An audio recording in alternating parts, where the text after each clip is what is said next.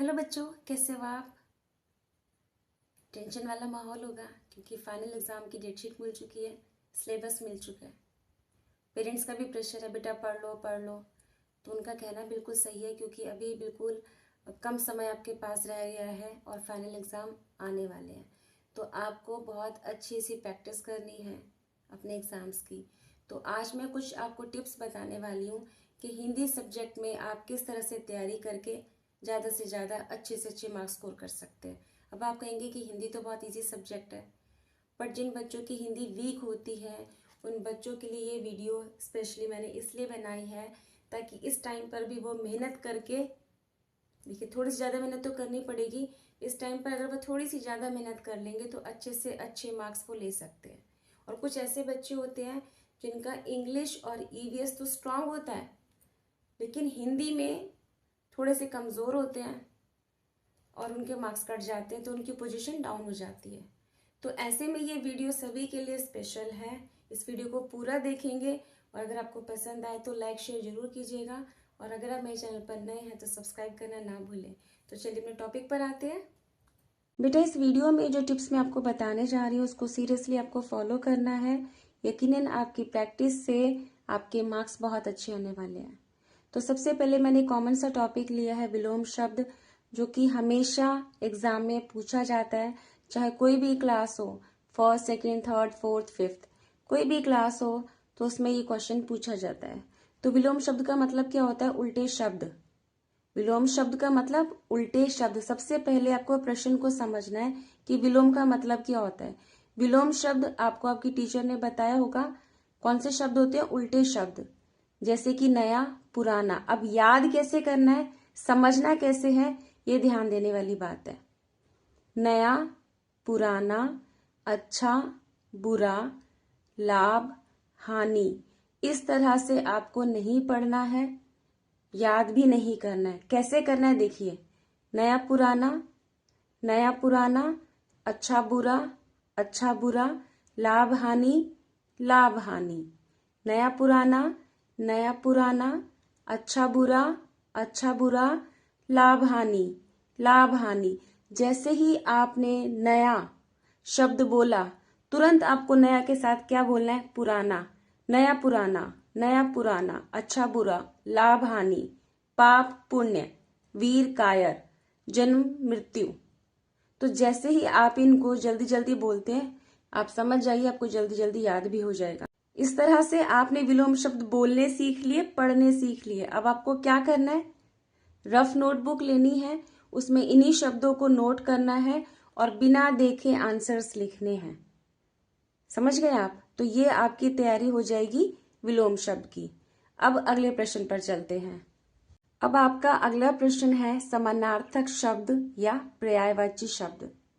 हिंदी व्याकरण में इस तरह के प्रश्न पूछा जाता है, समानार्थक या पर्यायवाची, दोनों का मतलब एक ही है, दोनों प्रश्न एक ही हैं, तो कंफ्यूज आपको नहीं होना है।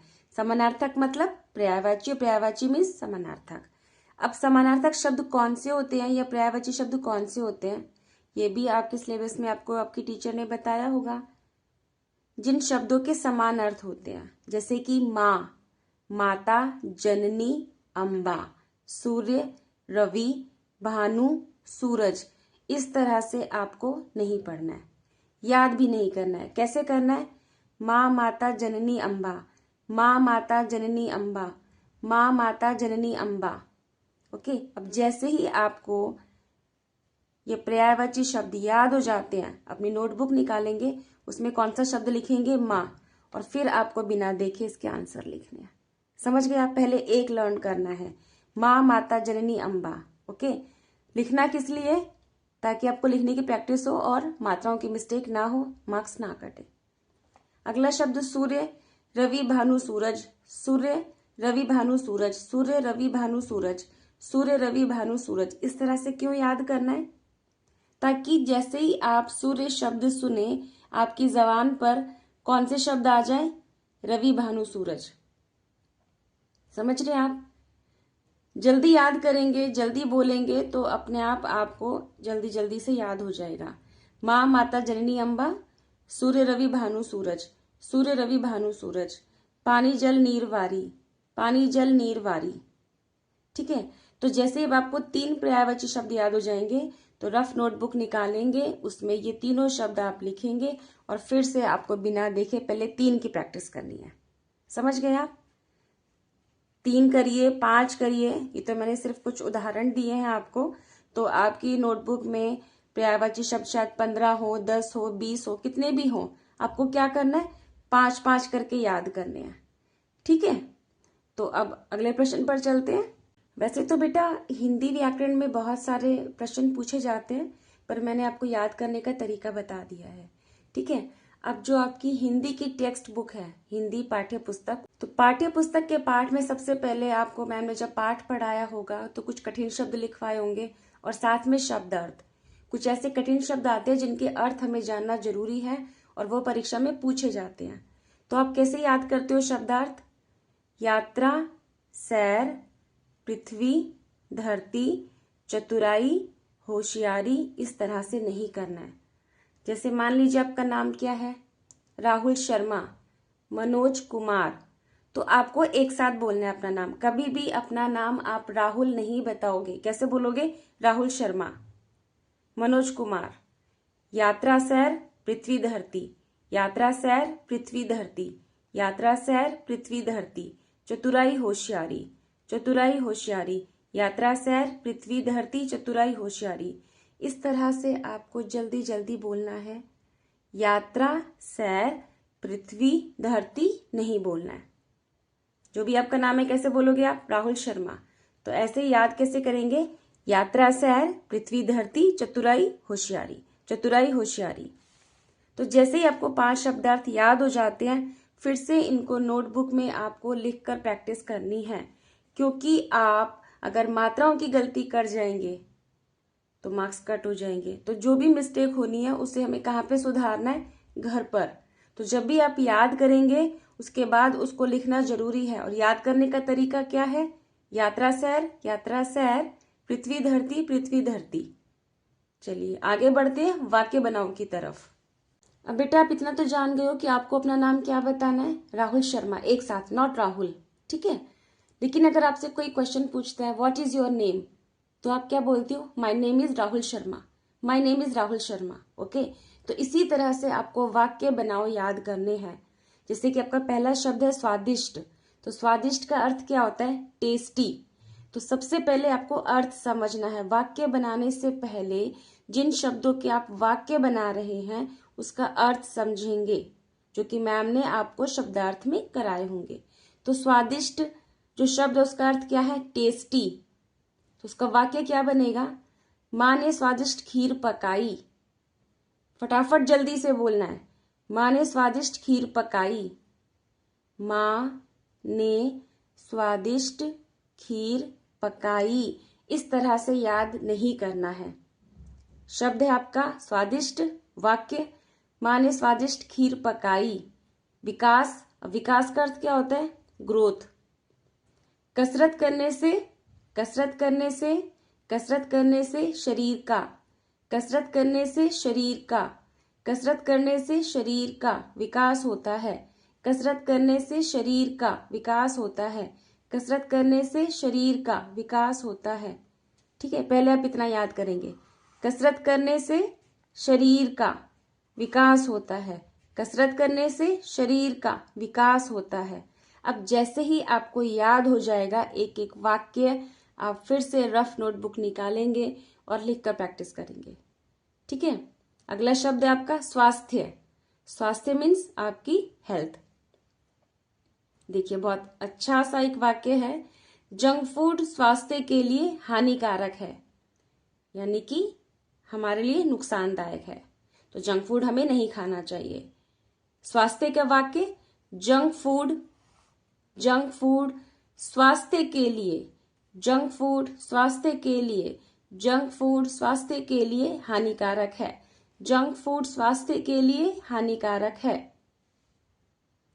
अब बेटा याद कैसे करना है ये तो मैंने आपको बता दिया, लेकिन एक बात का आप ध्यान रखेंगे, जो शब्द आपने यहाँ लिखा है वो वाक्य में आ रहा है, तो स्पेलिंग मिस्टेक नहीं करनी है, क्योंकि ये शब्द आपको यहीं से देखकर ही लिखना है।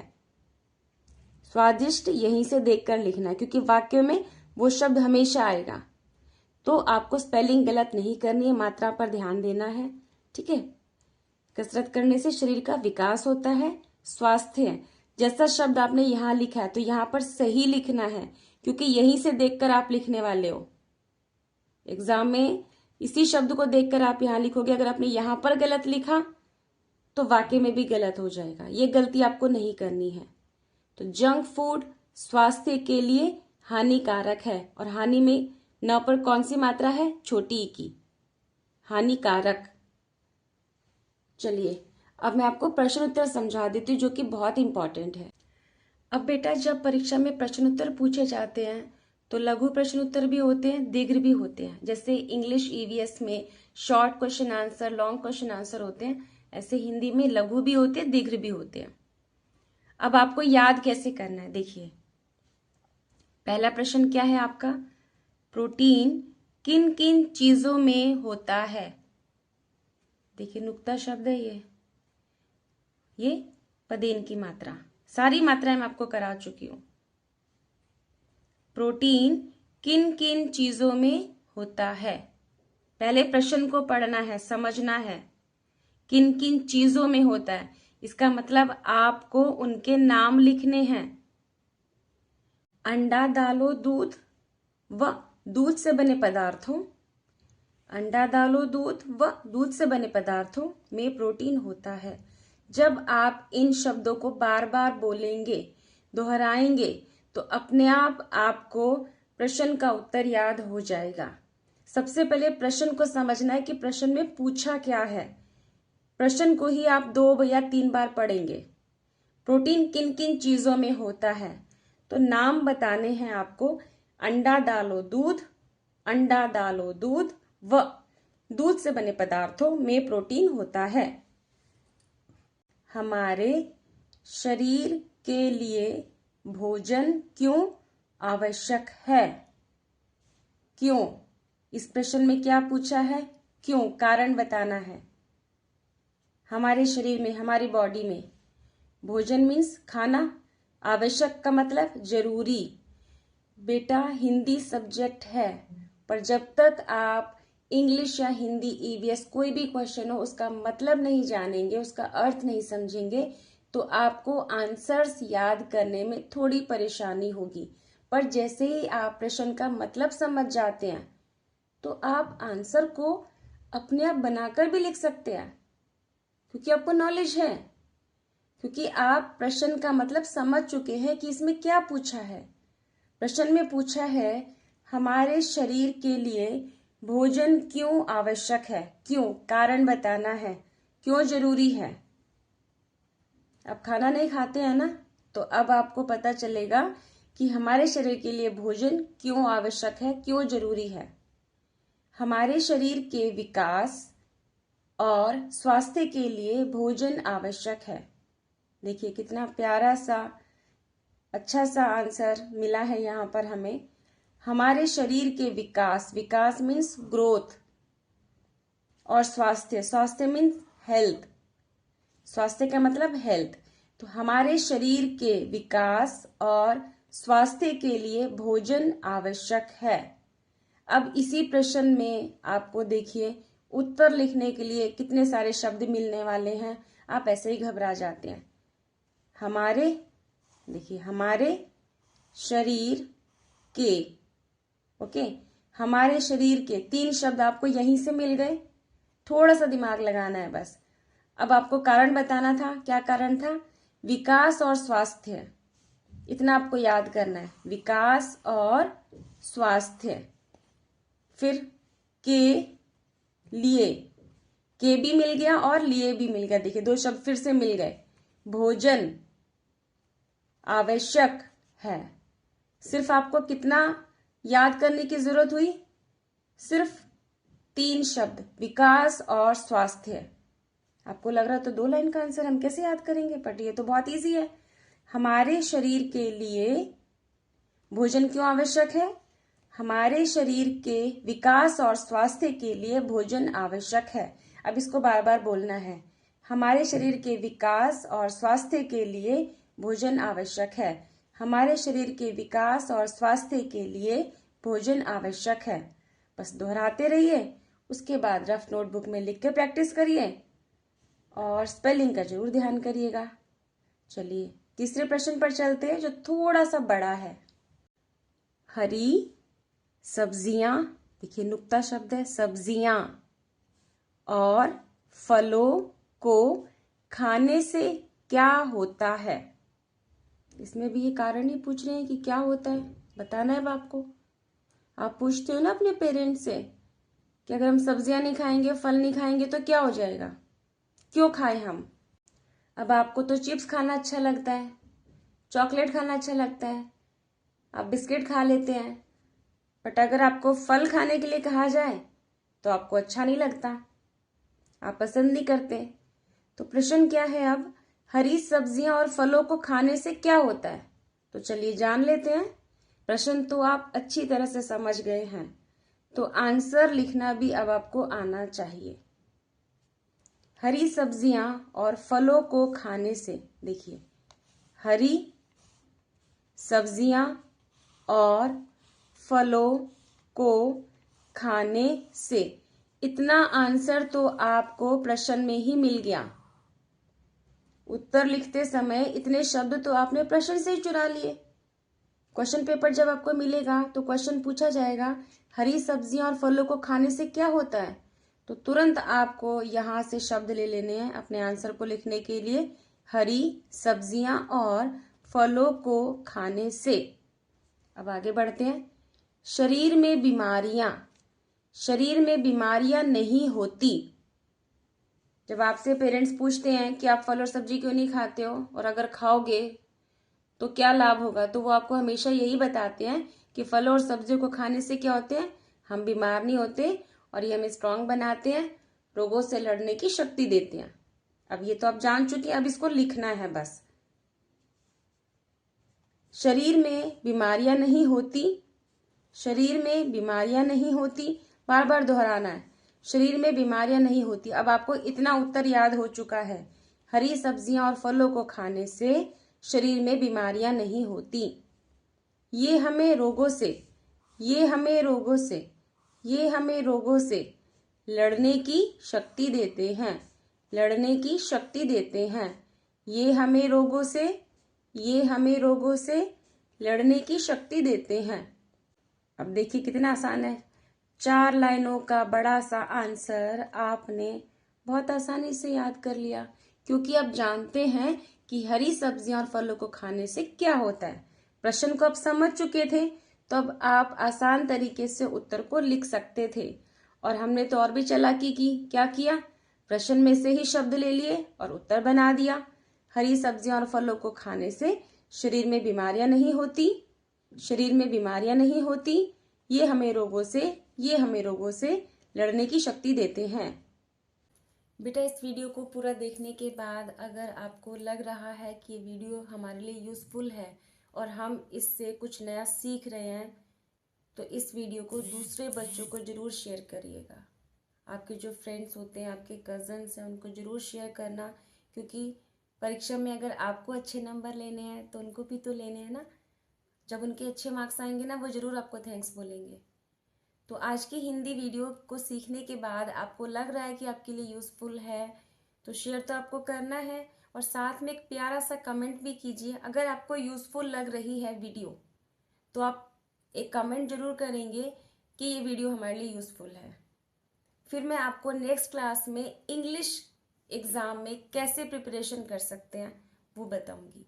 लेकिन मुझे मोटिवेशन के लिए आपका एक प्यारा सा कमेंट चाहिए, ताकि मुझे पता चले कि जो टिप्स मैंने आपको दिए हैं वो आपके लिए यूज़फुल भी हैं या नहीं।